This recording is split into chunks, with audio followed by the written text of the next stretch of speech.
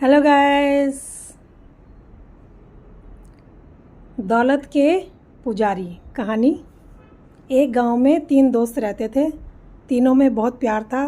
तीनों सुबह काम की खोज में निकल जाते थे और शाम को घर आते थे। तीनों की दोस्ती बहुत प्रसिद्ध थी। एक बार उनके गांव में एक आदमी आता है और उनका पता पूछता है किसी से, तो वो बताते हैं कि वो वहाँ पर देखो तीनों हैं। तो वो आदमी उनको पूछते हुए वहाँ पर पहुँचता है। अब जब उनके पूछता है तो उनके पास जाता है। अब जब उनके पास जाता है तो अपना नाम उनको धर्मराज बताता है और कहा कि तुम तीनों की दोस्ती की चर्चा सुनकर मैं तुम्हारे पास आया हूँ। तुम गरीबी में जी रहे हो तो मैं तुम्हें अमीर बनाना चाहता हूँ और तुम्हारी मैं मदद कर सकता हूँ। वो कहता है कि मेरे पिता वैद्य थे।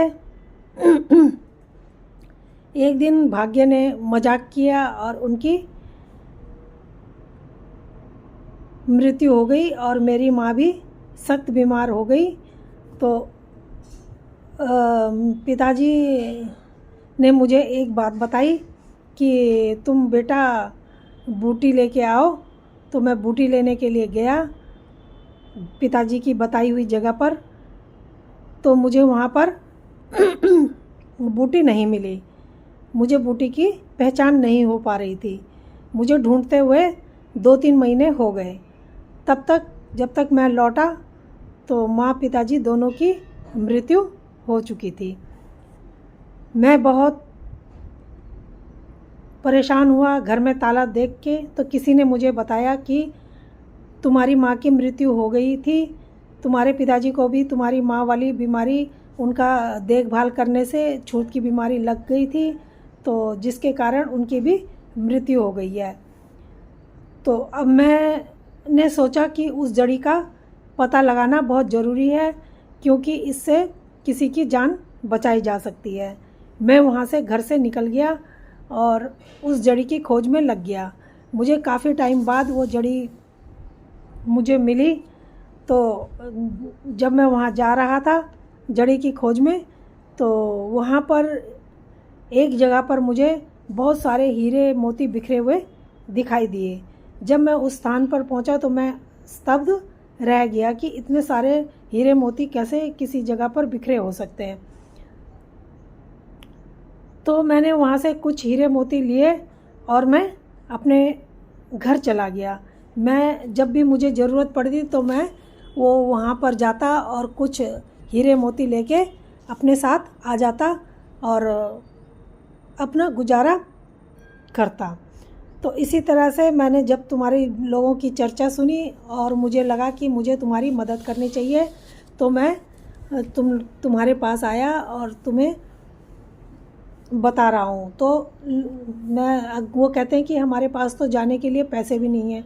वो उनको जाने के लिए पैसे भी देता है और कहता है कि ये पैसे लो और उस जगह पे जाओ और उसके बाद तुम अमीर बन जाओगे। तो वो कहते हैं कि अगर उन आपस में बात करते हैं कि कहीं ये आदमी झूठ तो नहीं बोल रहा। फिर एक कहता है कि अगर झूठ बोलता तो वो हमें खर्चे के लिए पैसे क्यों देता कि उस जगह जाओ, वहाँ पर ऐसा तुम्हें मिलेगा। जाते जाते 4-5 दिन हो गए उनको। तो एक उसमें से संजू बोलता है कि मुझे बहुत प्यास लगी है, मेरा गला सूख रहा है, और वो लेट जाता है और कहता है कृष्णा तुम जाओ और पानी ढूंढ के लाओ और मुझे बहुत तेज़ प्यास लगी है, मेरा गला चिपक रहा है, मुझसे चला नहीं जाएगा। और संजू फुर्ती से उठा और कहने लगा, जब वो चला जाता है पानी लेने के लिए तो संजू फुर्ती से उठता है और अपने दूसरे साथी माधव को कहता है कि हमें कुछ सोचना चाहिए। वो कहता है कि अभी तो तुम लेटे हुए थे, तुम्हारा गला सूख रहा था और अभी तुम ठीक हो गए। कहता हाँ, उसको ना रास्ते से हटाना है और जिसके हीरे मोती के मालिक फिर हम 2 ही रह जाएंगे। पहले तो वो मना करता है फिर उसके दिल में भी लालच आ जाता है, वो कहता है चलो ठीक है। अब जैसे ही वो पानी लेके वहाँ पर पहुँचता है कृष्णा, तो संजू पानी पीता है और कहता है वाह मज़ा आ गया। अब आगे चल पड़ते हैं पानी पी के। जब वो आगे चल पड़ते हैं तो एक पहाड़ी आती है, पहाड़ी में से वो कृष्णा को धक्का दे देता है। अब धक्का देता है तो वहाँ पर एक झरना था, उसी में से वो धक्का देता है पहाड़ी में से, वो नीचे नदी में जाके गिरता है। नीचे थोड़ी दूर पे मछुआरा जाल फैला के मछलियाँ पकड़ने की कोशिश कर रहा था, तभी उसमें वो जाल में फंस जाता है। मछुआरा उसे बाहर निकालता है, उसके अंदर जो पानी भर गया था उसको उल्टा करके निकालता है और वैद्य के पास ले जाता है और वो ठीक हो जाता है। जब वो ठीक होता है, अब इधर ये दोनों चल पड़ते हैं। जब दोनों चल पड़ते हैं तो संजू के दिल में आता है क्यों ना इसको भी रास्ते से हटा दूं और मैं ही उसका सारे का खजाने का मालिक बन जाऊं। अब वो जो होता है माधव को भी एक पेड़ से बांध देता है और आगे चल पड़ता है। जब वो माधव को पेड़ से बांध के आगे जाता है तो पीछे से जो माधव होता है वो वहाँ से एक कोढ़ी जो होता है कुष्ठ रोगी, वो वहाँ से जा रहा होता है। उसे आवाज़ लगाता है कि भैया मेरी मदद करो, मुझे खोल दो। कुष्ठ रोगी उसको खोल देता है। पहले तो वो मना करता है, कहता है मैं कुष्ठ रोगी हूँ, मैं तुम्हें कैसे छू सकता हूँ। वो कहता है कोई बात नहीं, तुम खोलो तो सही मुझे कुछ नहीं होगा। वो उसको खोल देता है। अब खोल देता है तो खोलते ही उससे वो कहता है चलो चलो पीछे हटो, मुझे भी कुष्ठ हो जाएगा, और उसको धक्का देता है और पीछे हटाता है। चलो चलो मुझे मत छुओ। अब कुष्ठ रोगी हट जाता है और वो आगे अपने सफ़र पर निकल पड़ता है।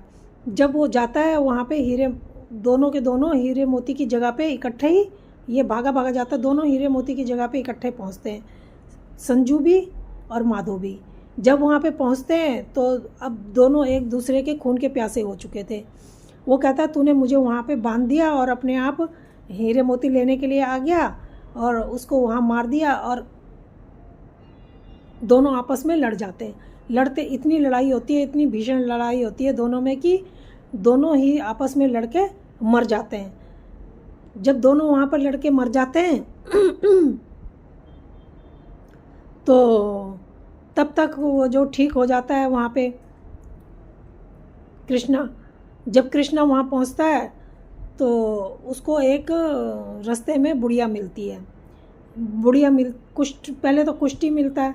कुष्टी उसको कहता है कि मुझे बहुत दर्द हो रहा है, तो वो उसकी मरहम पट्टी करता है। फिर आगे जाता है, उसको फिर बुढ़िया मिलती है। बुढ़िया कहती है बेटा मुझे मेरे घर तक पहुंचा दो मेरे को। वो कहता है कि तुम्हें कहाँ जाना है अम्मा। वो कहती है मुझे ये घाटी है, घाटी के पार जाना है मेरे गांव में। कहता है ठीक है मैं तुम्हें पहुंचा दूंगा। अब वो बुढ़िया को लेके भी चल पड़ता है। तब तक घाटी आ जाती है। घाटी में चलते चलते वो देखता है कि वहाँ पे उसके 2 साथी मरे पड़े हैं और वहाँ पे हीरे मोती बिखरे पड़े हैं बहुत से। तो वो बहुत दुखी होता है और उन साथियों को देख के कहता है कि ओह मेरे दोनों साथी कैसे मर गए। तो वो बुढ़िया कहती है कि तुम्हारे दोनों साथी बहुत लालची हो गए थे और आपस में ही लड़ते लड़ते मर गए।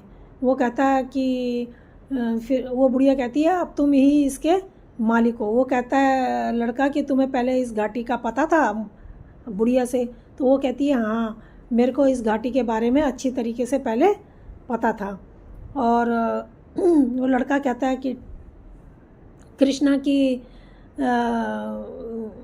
अब मेरे को ये धन नहीं चाहिए। मेरे जो 2 साथी थे वो आपस में ही एक दूसरे के इसके कारण दुश्मन बन गए और दोनों की जान चली गई। ऐसा धन मुझे नहीं चाहिए।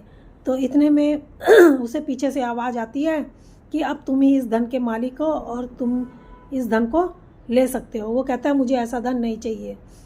तो वो कहता है तुम बिल्कुल भी लालची नहीं हो, मैं यही देख रहा था कि किस में कितना लालच है। वो देखता है पलट के, कहता है ये तुम्हारी आवाज़ कैसे हुई बदली। वो देखता है तो पीछे कोई आदमी खड़ा था। वो देखता है ये तो वही आदमी था जिसने हमें यहाँ का पता बताया था।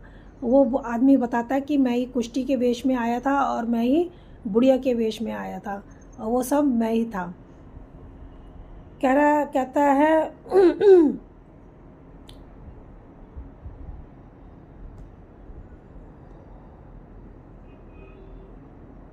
मैं तो तुम्हारी लोगों की तीनों की परीक्षा ले रहा था। इस परीक्षा में तुम पास हो गए हो और ये सारा धन अब तुम्हारा है। तुम्हें जब भी ज़रूरत पड़े यहाँ से धन ले जाना और अपना